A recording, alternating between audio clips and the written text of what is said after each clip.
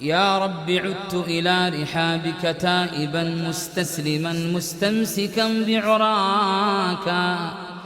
ما لي وما للأغنياء وأنت يا رب الغني ولا يحد غناك، ما لي وما للأقوياء وأنت يا ربي ورب الناس ما أقواك،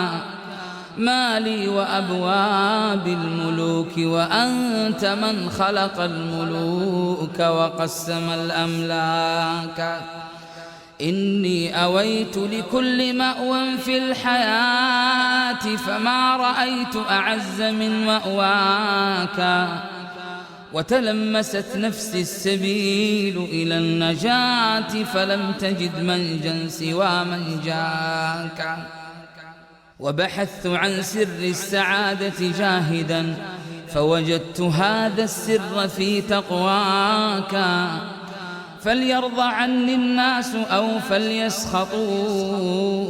أنا لم أعد أسعى لغير رضاك. أدعوك يا ربي لتغفر حوبتي وتعينني وتمدني بهداك، فاقبل دعائي واستجب لرجاوتي، ما خاب يوما من دعا ورجاك.